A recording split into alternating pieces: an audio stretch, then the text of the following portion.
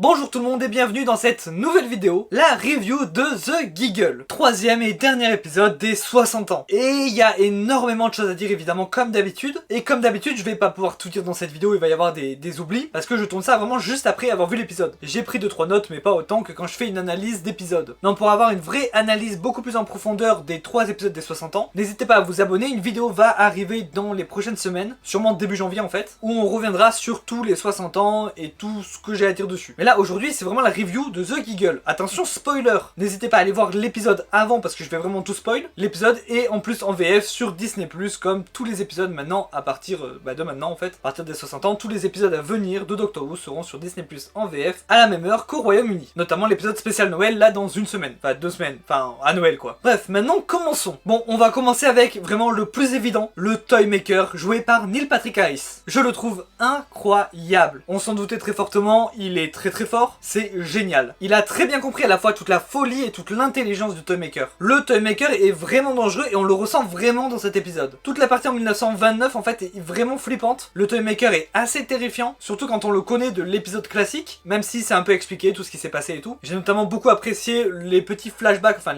vraiment les flashbacks, c'est vraiment des images du premier épisode avec le premier Docteur et le Toymaker colorisé. D'ailleurs j'en parle maintenant parce que j'y pense. Dans ma vidéo sur les 60 ans autres que les épisodes des 60 ans, c'est-à-dire sur le Children in Need spécial sur les Daleks et sur la colorisation de The Daleks globalement, n'hésitez pas à aller la voir d'ailleurs. Je disais que les 60 ans c'était pour l'instant beaucoup des Daleks, alors que le vrai méchant c'est le Toymaker, et que lui le pauvre n'a même pas le droit à son épisode classique animé. Et bien l'épisode classique va finalement être animé pour 2024, donc faut attendre encore un peu, mais on va enfin pouvoir voir l'épisode en meilleure qualité qu'en Recon. Bref, j'aime beaucoup aussi avec le Toymaker le fait qu'il change d'accent, passe d'un accent allemand, un accent français, un accent britannique, un accent américain. Ça rajoute à son côté un peu imprévisible, on peut jamais savoir vraiment ce qu'il va faire, à part une chose, c'est qu'il respectera toujours les règles de son jeu. C'est les seules règles même de la physique qu'il respecte. Il ne peut pas faire autrement, s'il a perdu, il a perdu. Il ne peut pas tricher. Et ça c'est hyper intéressant parce que même si c'est vraiment un méchant qui ne respecte pas du tout l'humanité, parce que pour lui il est bien au-dessus de tous ces concepts là, il est quand même obligé d'obéir à ses règles de jeu. Il a quand même un gros point faible que tout le monde connaît, enfin que le docteur connaît en tout cas, et même avec ça il est quand même bien dangereux. Et puis Neil Patrick Harris est comme je l'ai dit incroyable dans le rôle, notamment quand il arrive à Unit,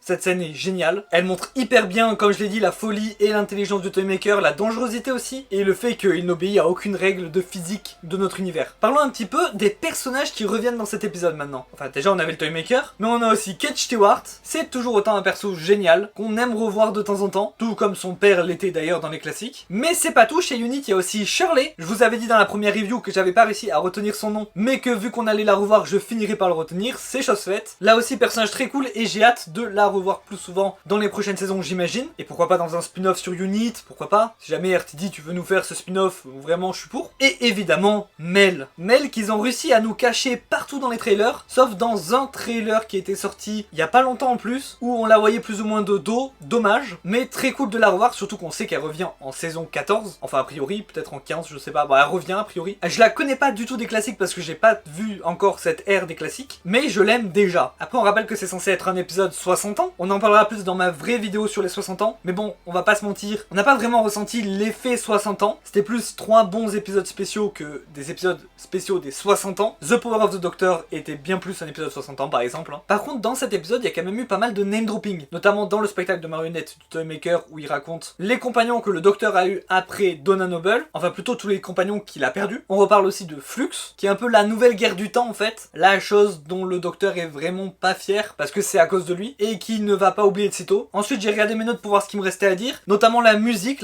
est incroyable. Il y a des musiques vraiment flippantes quand il y a le Toymaker et tout ça, et il y a des musiques incroyables aussi vers la fin, mais on reparle de la fin juste après. Il y a aussi Donna qui se fait recruter chez Unit. Écoutez, est-ce que ça va vraiment se passer, je sais pas, mais ça a l'air en bonne voie. Ok, maintenant parlons de 2 dernières choses qui sont un peu longues en vrai. Tout d'abord la fin de l'épisode, et ensuite le futur. La fin de l'épisode, donc à partir de la régénération. Donc c'est pas vraiment la fin, mais on va parler de ça. Le concept de bi-régénération, alors ça c'est tricky. RTD nous avait dit qu'il y avait quelque chose qui allait faire controverse dans cet épisode. Je pense, j'ai pas encore vu vraiment les retours, je pense que ça va poser quelques problèmes. En tout cas au vu des retours sur le Timeless Child, personnellement le Timeless Child j'ai adoré, j'en parlerai pas dans cette vidéo, je ferai peut-être une vidéo un jour, même si je crois que j'ai déjà fait plus ou moins une vidéo là-dessus, mais je ferai sûrement une vraie vidéo pour expliquer pourquoi le Timeless Child ne me dérange pas, et surtout pour expliquer le Timeless Child à tous ceux qui reprennent Doctor Who maintenant et qui n'ont pas trop suivi ces dernières années, mais là n'est pas le sujet. Bon, en soi, dans le lore de Doctor Who, dans la mythologie de Doctor Who, la birégénération n'est pas vraiment problématique. Je vois pas pourquoi ça pourrait pas arriver. Je veux dire, ils disent même que c'est vraiment quelque chose qu'on pensait impossible, donc c'est que ça doit être rare. Surtout que maintenant qu'on sait que le Docteur est l'origine de la régénération, donc peut-être qu'il a des pouvoirs supplémentaires par rapport aux autres Time Lords. Et puis il y a aussi le fait, comme le Timeless Child, ça permet de régler quelques incohérences qu'il y avait avant. Incohérences et interrogations. Certains ne sont pas vraiment des incohérences, mais plus des choses qu'on sait pas. Notamment le Fugitive Doctor, le Curator, et pourquoi pas le Valeyard même. Des choses qui pouvaient aussi être expliquées par le Timeless Child, mais qui font plus sens avec cette nouvelle interprétation. Donc voilà, d'un point de vue mythologie et lore, tout fonctionne. Maintenant, d'un point de vue, ce que ça implique vraiment. En fait, je suis vraiment pas contre, mais ça me fait me soulever beaucoup de questions. Ce qui est vraiment pas mal, mais j'ai beaucoup de questions. Parce que du coup, maintenant, ça veut dire qu'il y a 2 docteurs, dont un qui reste visiblement sur Terre. Sauf que, il a aussi un TARDIS. Donc en soi, il peut partir de la Terre. Ce qu'il fait d'ailleurs, parce qu'il dit qu'il a fait à la fin de l'épisode. Donc comment ça va se passer pour le futur, je ne sais pas. Parce que maintenant, on va suivre Ncuti Gatwa. Voilà, a priori, pour la nouvelle saison 1, 2, 3 et tout ça, pour les saisons suivantes, ça changera pas grand chose en fait. Mais savoir qu'à tout moment, David Tennant peut revenir, c'est bizarre quand même. Je sais pas trop comment ça va être géré et tout. Et pareil, j'aime bien l'idée du docteur qui reste sur Terre et qui arrête de courir. Mais j'aurais mieux compris ça si on lui avait pas donné un TARDIS. Parce que là, du coup, il peut toujours partir. Pourquoi le ferait-il pas? Donc voilà, beaucoup de questions. On en parlera sûrement plus en détail dans la vidéo sur les 60 ans. Mais en soi, pour le futur de Doctor Who, ça va rien changer en vrai. Parce qu'il y a de fortes chances que David Tennant ne refasse pas d'apparition au moins avant un petit moment. Donc on va juste avoir Ncuti Gatwa en 15e docteur, qui va vivre ses aventures comme tous les autres docteurs. Et au final, David Tennant en docteur, ça va faire un petit peu comme Clara à la fin. Clara, actuellement, a priori, elle est dans un TARDIS à se balader dans l'univers. On l'a jamais revue, mais c'est comme ça. Peut-être le vrai truc dérangeant, c'est quand il y aura un gros événement sur Terre, genre une invasion Dalek, et que David Tennant n'intervient pas. S'il intervient pas, parce que peut-être qu'il interviendra, mais là ça sera un petit peu bizarre je pense. En tout cas voilà, c'est vraiment ce que je voulais dire. Je pense que pour le futur ça changera pas grand chose. Et puis ça nous a donné cette magnifique scène du repas à la fin, où le docteur se pose finalement. Je trouvais cette scène magnifique, et j'en suis très content. Surtout que tout finit bien finalement. D'ailleurs parlons un petit peu de la fin du Toymaker aussi. Il a été battu juste à un jeu de balle. Ça peut paraître ridicule, vu comment il est puissant, vu comment on nous l'a teasé puissant et tout. Mais c'est logique en fait, parce que de toute façon, le seul moyen de le vaincre, c'est de le battre à un jeu. Donc dans tous les cas, ça allait être plus ou moins ridicule par rapport à sa puissance. Parce qu'en fait, on ne peut pas le vaincre différemment. Son seul point faible, c'est de perdre un jeu. Et c'est ce qui arrive. A priori, maintenant, il est banni de cette réalité à vie, vu que c'est dans la règle du jeu, c'est ce qu'il a gagné, le docteur. Est-ce que ça va être vrai? En vrai, je pense, parce que je pense que si on revoit un jour le Toymaker, c'est dans très longtemps. Donc on peut sous-entendre qu'il est banni à vie, je pense. Par contre, le Toymaker nous a teasé 2 ennemis pour les prochaines saisons. Ces 2 ennemis sont celui qui attend. Selon le Toymaker, c'est la seule personne à qui il n'a pas proposé de jouer et il a fui. Le Toymaker a fui devant cette être, parce qu'on sait pas vraiment si c'est une personne en fait. Il y a quelque chose qui a fait peur au Toymaker. Et je pense que c'est pas anodin, je pense clairement qu'on va voir cette personne, cet être prochainement. Peut-être même que c'est le personnage joué par Jinx Monsoon. Peut-être même que c'est relié au boss dont parlait Bip the Mip. Parce que du coup c'était pas le Toymaker, on le sait maintenant. Donc à voir. Mais surtout l'ennemi qui est teasé par le Toymaker à la fin de l'épisode notamment, qui me hype beaucoup, c'est le maître. Alors oui, je sais, on peut se dire, ok on le connaît le maître, peut-être on peut être un peu moins hypé et être plus hypé par